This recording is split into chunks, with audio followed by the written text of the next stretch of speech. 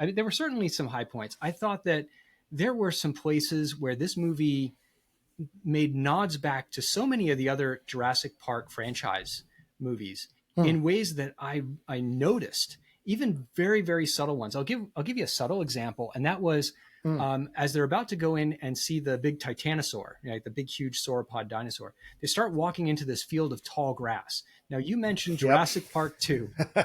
So, like, what were you thinking as soon as you saw that? Not the tall grass.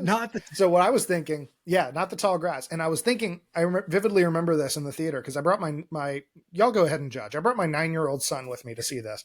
And it was his first like intense movie. And I was like, I don't know how this is going to go. And when they went out in the field, there had already been a few jump scares at this point. Yeah. And so I was kind of like geared up for him to like jump and freak out. And so I was like, tall grass, buddy.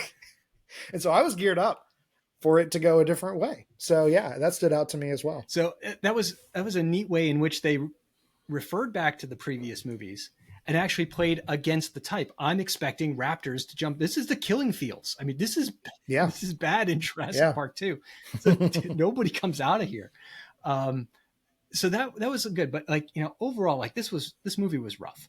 I didn't have high expectations going in, but I was hoping that things would turn out better than they did.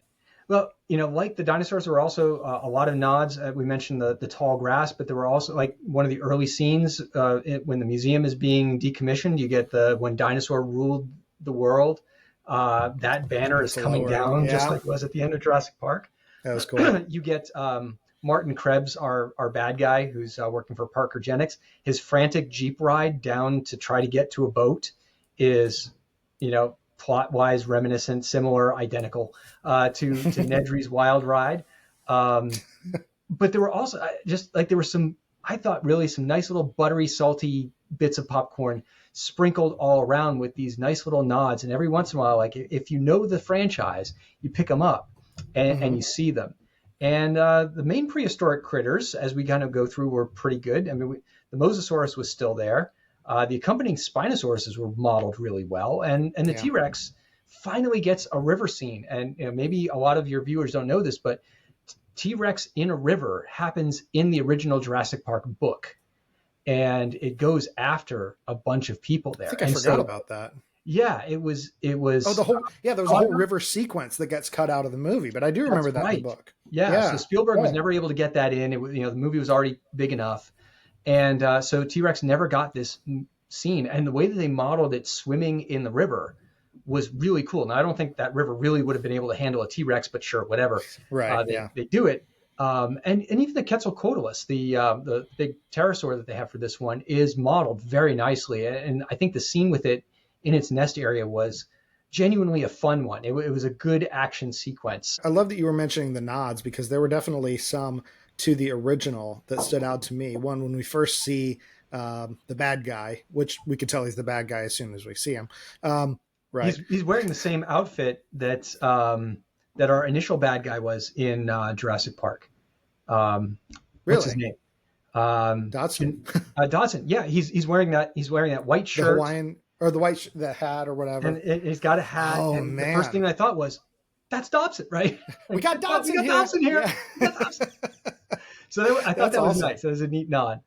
I loved when we first see him, you know, it's in the mirror. It says objects mirror closer than they appear. Yep. Little nitpick. It's on the driver's side. That only appears on the passenger side. But anyway, that was one. I had a list. Where's the rest of my list? I'd made of these little flashbacks. There was, the fact that there's a broken leg that conveniently broken when it needs to be, but not at other times.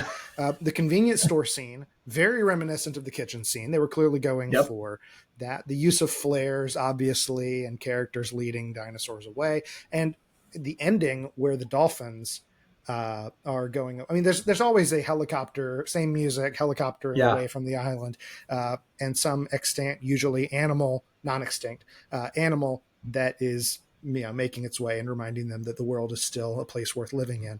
We hope you enjoyed this snack-sized taste of popcorn theology. Check out the full episode using the link in the description. Subscribe on YouTube for more content. Follow and interact on social media to share with others. And remember, you are not a mindless consumer.